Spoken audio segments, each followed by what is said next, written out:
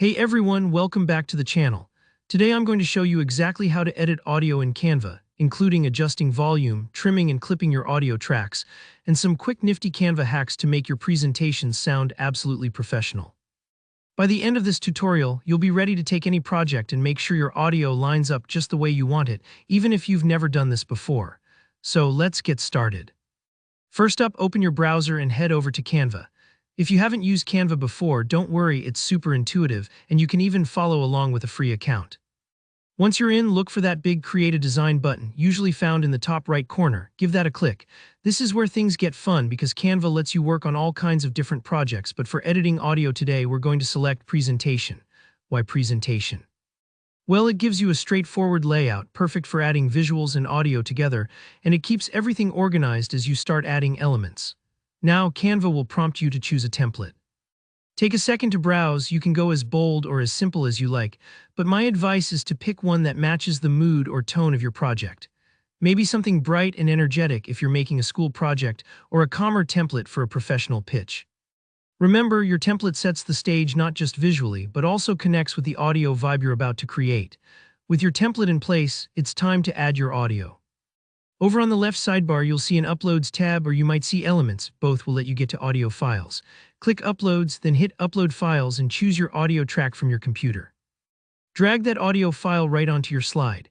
If you want to use Canva's built-in audio library, you can search for music in the Elements tab under Audio. This part is super flexible, so you can bring in voiceovers, sound effects, or background music as you need. Next, time to adjust the volume.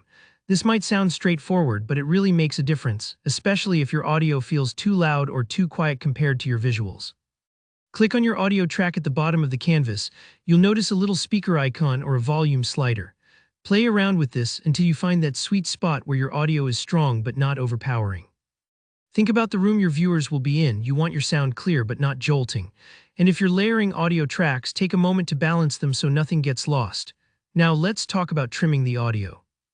Maybe you only want a specific section of your track to play, or you want to cut out the intro music. Click the audio track and look for the Trim tool. It's usually a pair of handles at either end of the audio bar. Drag these handles to select just the segment you want. Be patient with this step. It might take a few tries to get the exact start and end points you want. If you make a mistake, you can always reset and try again, so don't worry about messing up. To make your projects flow beautifully, add transitions. Click between your slides and select Transitions from the top toolbar. You'll find options like Fade or Slide. These help your visuals and audio blend smoothly, creating a more polished, professional feel.